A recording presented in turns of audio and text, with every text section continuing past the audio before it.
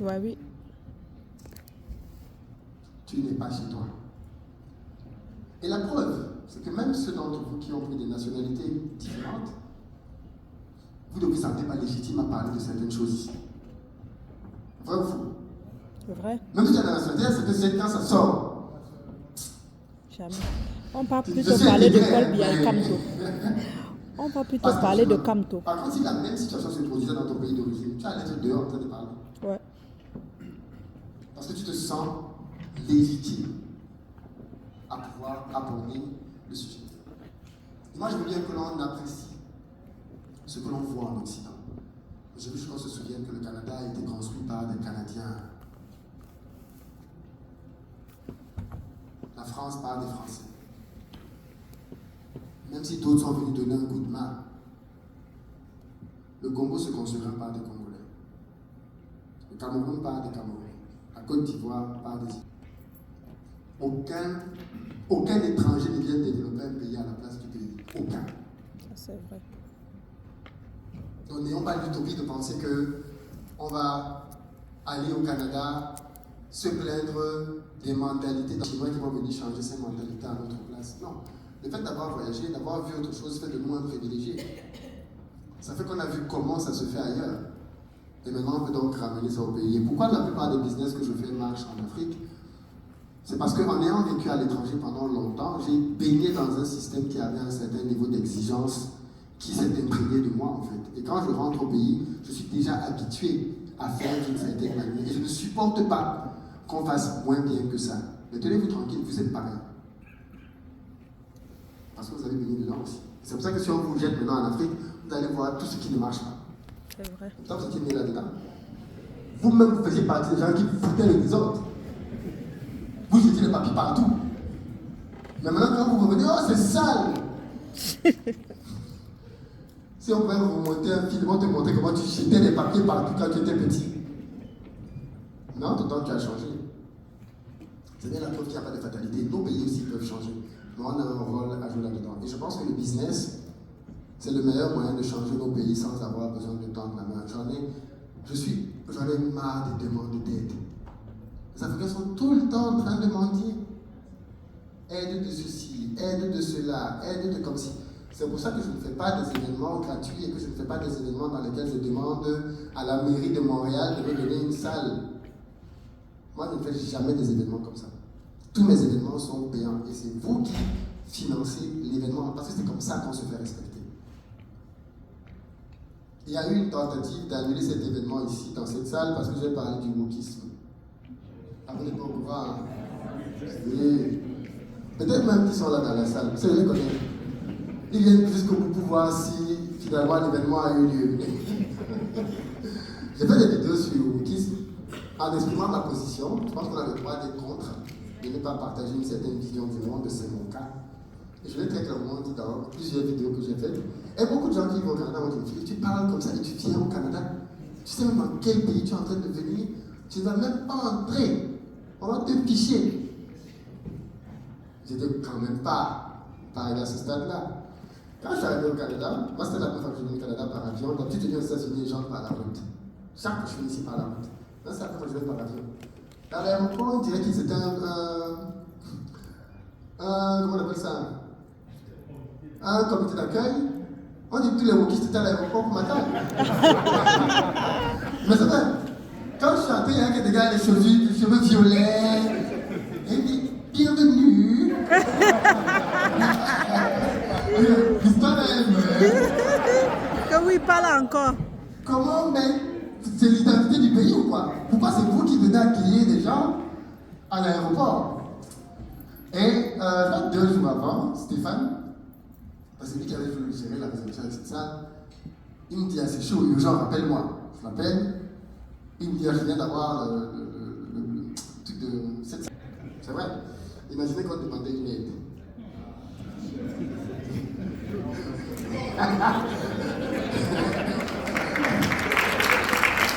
C'est ça. Et c'est important qu'on sorte juste de cette mentalité en fait. La mentalité selon laquelle on doit toujours nous tendre la main ou on doit nous aider. Non, on ne nous doit rien du tout. On doit se prendre en charge. Si on dit qu'on veut faire du business, on fait comme les gens qui font du business. Ben On paye une salle, on organise un événement, on apporte de la valeur ajoutée, les gens payent, on se retrouve, on parle business, et après on se sépare, et après on met des actions en place. Et c'est la mentalité qu'il faut avoir. On est responsable, on se prend en charge, et s'il y a des choses qui ne vont pas bien dans nos pays, on est responsable, on les change. Mais on n'appelle pas la France, on n'appelle pas le Canada, on n'appelle pas la Belgique pour venir nous aider à régler nos problèmes. En tout cas, notre génération est une génération de rupture. Nos grands-parents voyaient peut-être les choses comme ça. Fait ici, que l'on retourne sur le continent africain pour l'investir et développer les choses là-bas. Je suis convaincu, et l'élection américaine m'a donné raison, que les gens qui changent réellement le monde, ce sont des entrepreneurs, c'est plus les politiques. Elon Musk le démontre. Ce sont des entrepreneurs qui changent le monde. Le gars qui a créé Facebook, Twitter, Instagram, WhatsApp, ce sont ces gars qui changent le monde. Et nous, en créant des business, on changera le monde. Les gars qui ont créé Airbnb ne savent pas où il y a Yamoussoukro. Tu leur dis, mais tu te demandes, c'est le nom d'un chien, c'est le nom d'un fleuve, c'est le nom de... Il y a quoi? Il y a Mama Soussou. Ils n'en savent rien. Mais depuis la Silicon Valley, quand tu fais une location à Yamoussoukro, il empoche de l'argent. Ben oui, c'est comme PayPal. On peut faire ça. On peut faire ça.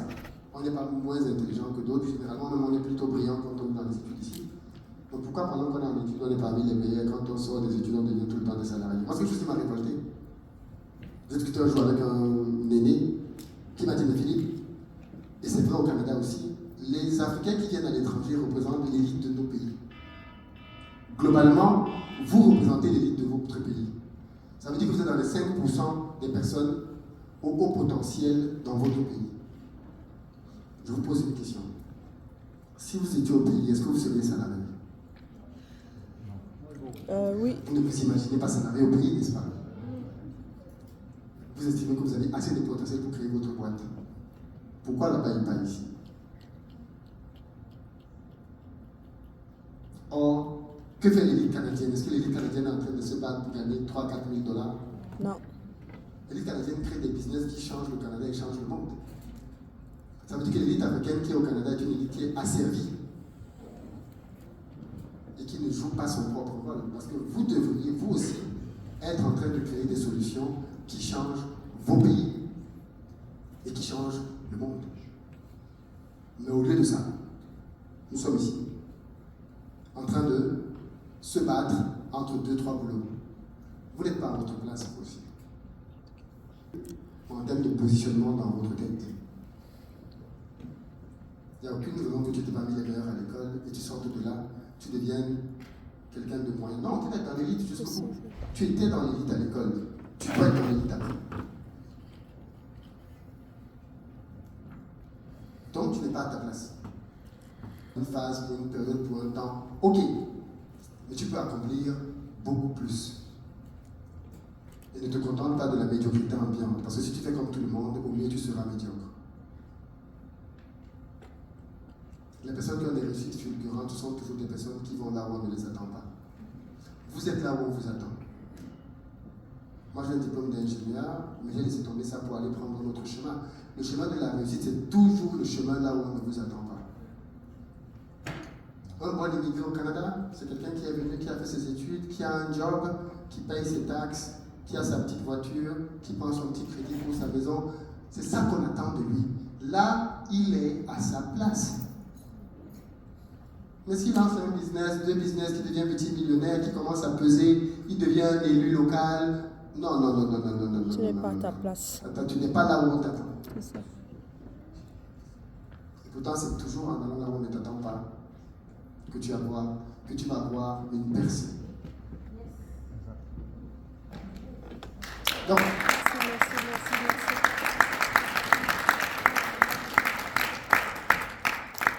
ceux qui n'ont pas applaudi, c'est quoi votre problème? On filmait. Vous êtes jaloux. On filmait. Non, je rigole. Donc, les amis, Sophie.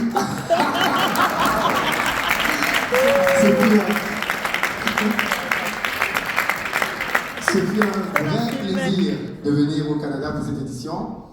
On va mettre le Canada dans la liste des pays qu'on va faire tous les ans. Donc, je pense que l'année prochaine. S'il vous plaît.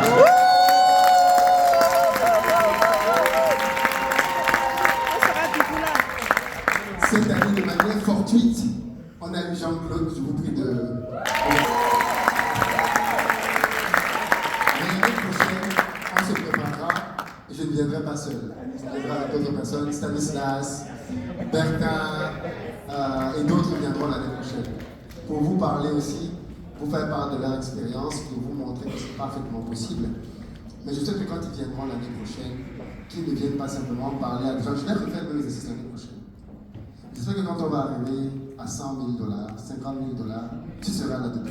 Ouais. Je pense que je terminerai avec ça. Beaucoup de gens sous-estiment, beaucoup de gens surestiment la quantité d'argent qu'ils peuvent faire en quelques mois et ils sous-estiment la quantité d'argent qu'ils peuvent faire sur 5 ans. Il y a de cela 10 ans, quand je quittais le salariat, je touchais 3 700 €, peut-être pas 10 ans de moins, même 2016, je pense, 2015. J'étais dans les 3 600 €. Et quand j'ai démissionné de ces 3 600 €, ce qui me mettait déjà dans les top 2-3% de revenus en France, parce qu'on s'est toujours te fait croire que tu es mieux que les autres, alors que toi-même tu n'es pas grand-chose. Avec tes 3 000 et quelques, j'étais déjà considéré comme un très gros revenu. Et quand j'ai décidé de quitter ça pour me mettre en consultant indépendant, on m'a dit, mais t'es fou. Comment tu peux quitter ton salaire avec la sécurité de l'emploi? Ça, c'est un gros mensonge qu'on n'a pas le temps de voir. Il n'y a aucune sécurité de l'emploi qui existe. Ça, c'est du bullshit. Ça ne veut absolument rien dire. Quand on dit que CDI, les gens comprennent contrat à durée indéterminée. Mais indéterminé veut dire que ça peut se terminer à tout moment. Ça ne veut pas dire que ça se terminera jamais. Ça veut dire à tout moment, ça peut se terminer. Quand j'ai arrêté mon contrat en CDI, tout le monde m'a dit que c'était une catastrophe, et ainsi de suite. Le mois d'après, j'avais un chiffre d'affaires de 12 000 €. Dès le mois d'après. Et pareil, quand 3 ans après, j'ai décidé que j'allais arrêter cette histoire de 12 000 € tous les mois pour me consacrer à investir au pays, là on a dit, toi tu es vraiment fou. Toi tu as vu qui laisse 12 000 balles pour aller dire qu'il fait des histoires d'investir en Afrique. Il y a quoi là-dedans? Et pourtant aujourd'hui, on génère plusieurs millions d'euros par an avec investir au pays.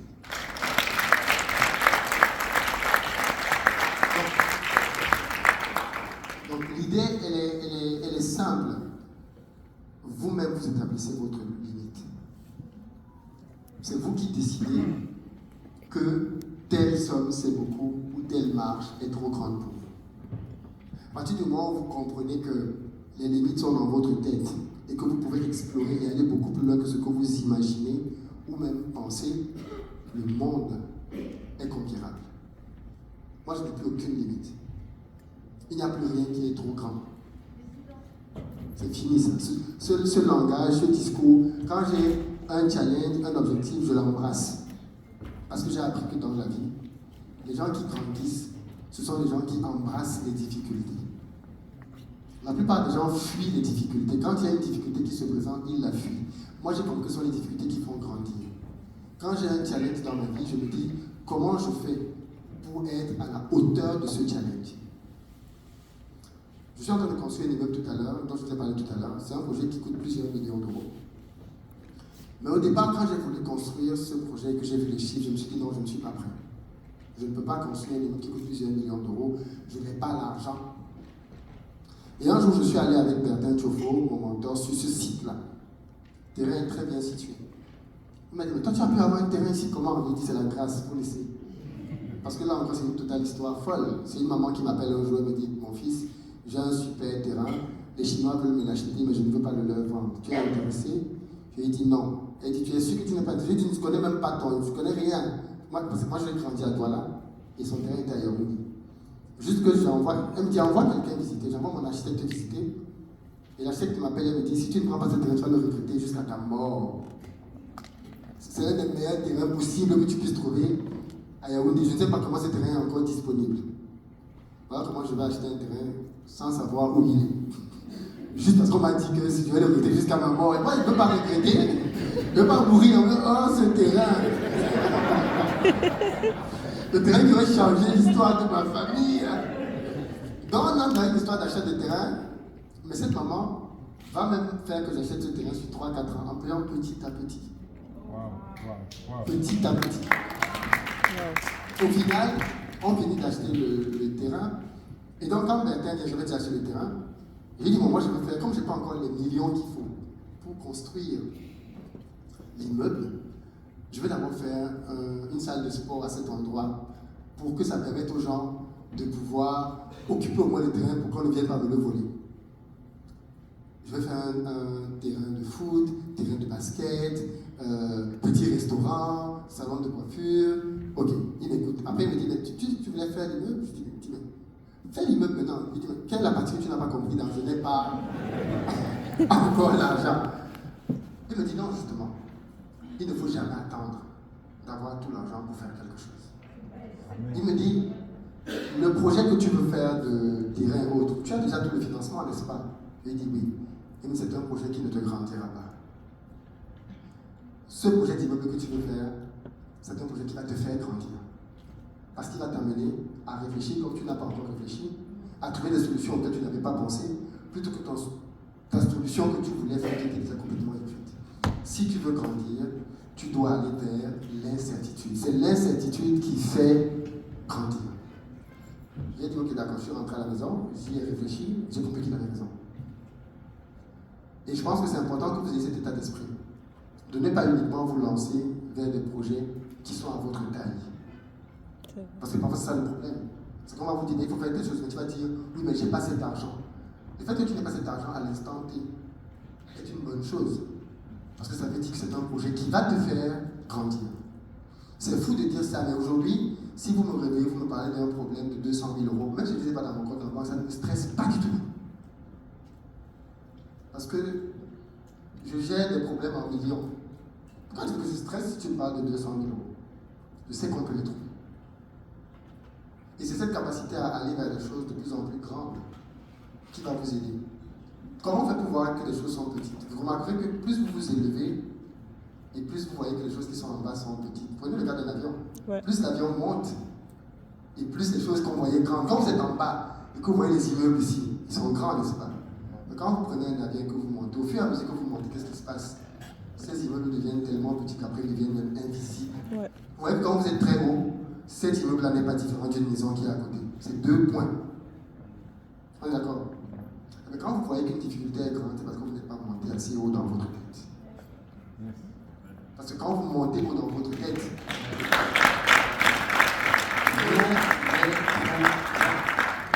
rien n'est trop challengeant. Je pourrais vous parler comme ça jusqu'à demain, mais votre argent devrait inspirer. Je rigole. Merci beaucoup, Montréal.